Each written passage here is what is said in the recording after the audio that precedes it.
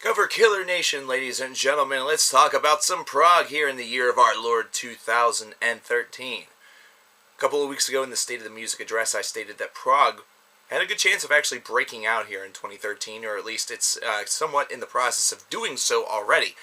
And this is something that is not so surprising to me, but at the same time, it's probably taking a lot of people off guard, that it's certainly seeming to get a new revitalization, and there's a lot of bands out there that certainly seem to be akin to this, and have been doing this actually for a little bit longer than perhaps the revitalization is actually suggesting.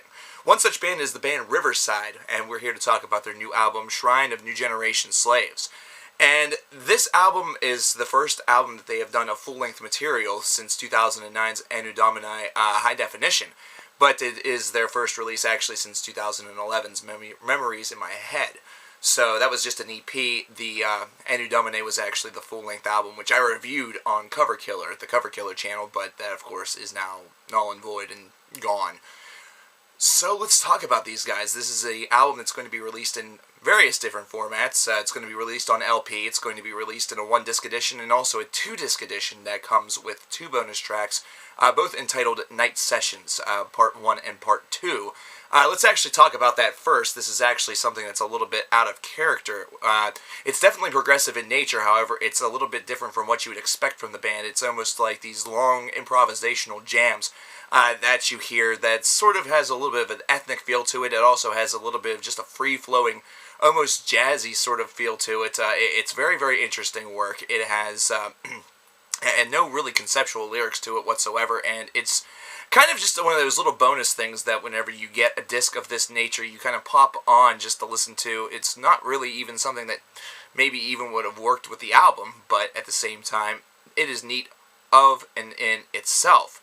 Now, whenever we get to the album itself, this is an 8-track affair that clocks in at a little over 50 minutes in length, and it is benchmarked by a opening with it, which is New Generation Slave, and the closing, which is the Coda, which kind of fit as the bookend, so to speak, of the album itself. Kind of introduces you to the whole landscape that you're going to be presented.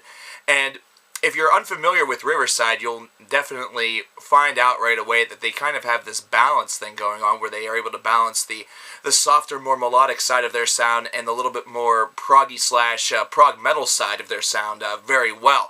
And this is something that's very present and is actually a bit of an update of the Anno Domini sound, which we saw quite a bit. However, it is some of the softer material on that album that definitely was the part that shined forth the most, like Left Out. Left Out was something that had a little bit of a mixture of both, which really showcased what the band is able to do very, very well. There's a very dreamy feeling sometimes whenever you listen to these guys. It's something that definitely feels a little bit surreal, a little bit out of this world, kind of out of character. However, at the same time, it still has a very, very personal meaning, not to mention it has a very relevant meaning to society. Whenever you think of New Generation Slaves, that is us. Whenever you think of songs such as Celebrity Touch, you think about the longing to actually get close to somebody who you idolize or look up to. It's each one of these songs definitely has a piece of relevance within it, and that's something that prog really is able to offer, that some other forms of music kind of fall a little bit short of fully describing. That's the reason why prog is often determined as thinking man's metal. Now, throughout this album, you're going to hear a lot of twists, a lot of turns. You're going to hear highs and lows, and one of the biggest moments on this album is going to be Escalator Shrine, which is right before the closing coda, which is the 12-minute and 41-second long epic of the album, and this is where it really showcases all of the aspects of this band kind of thrown together into one. You have the beautiful introductions, the way in which they're able to expand the track, open it up, and kind of take it into a directional sequence where you're kind of you kind of see where the progression of the music is going, but you're not quite sure the route that's going to be taken in order to get there. You get to know the instruments that are involved very well. Much like in the previous track before that, Deprived, you get to know that they specialize in more than just your traditional instruments, as you throw in a little bit of a horn in there. It is a very, very interesting duality of tracks that actually takes up about more than 20 minutes of the record. So just about, less than half of this record is going to be divided amongst these two tracks. And now, whenever you enter into this album with songs such as The Depth of Self-Delusion. You hear a little bit more of a harsh tone, but it's really just to showcase a little bit of a frantic pace, or should I say like a frantic tone, a frantic idea that is kind of being introduced. Whenever you get into Celebrity Touch, you almost feel like you're listening to a single, whereas at the same time, whenever you listen to We Got Used to Us, you hear a ballady side, something that's kind of being attributed to a lover, either that or just to a close-knit group of friends that are perhaps experiencing a departure, either that or a breakdown of said relationship. Overall, this is an album that definitely has many different feelings to it, and it's not one that you're going to just be experiencing and kind of going in with just one idea in mind and left with just that same idea fulfilled. Instead, you're going to be taken on to a journey that's going to kind of push you in several different directions, almost as though you are listening to a film, so to speak. So with this in mind, this is sort of the soundtrack almost to a lifestyle. It's almost like a soundtrack to what we are going through. It's a soundtrack of the world that is surrounding us. It's a very, very good album. This is one that flows very, very nicely. It has an excellent use of pace. It has an excellent use of both rhythm, and also it has enough differentiation to it where a listener is never really bored with the product. It's not something where you're going to continue with this throughout this record and feel as though you're starting to get bogged down by one aspect of this record.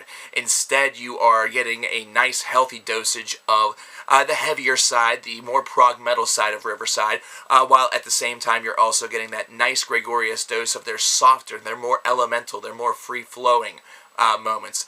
Prog lovers will absolutely love this record, and that's because this is kind of something that is not only right up their alley, but it is something where they're able to take the idea of progressive metal and kind of make it a little bit more of a open challenge, as opposed to albums that perhaps take the idea of prog to the point of taking it to as weird levels as possible, and really go for that whole improvisation on the instruments, at all times levels, where it sometimes for traditional listeners or listeners that don't have that kind of patience makes it hard to follow.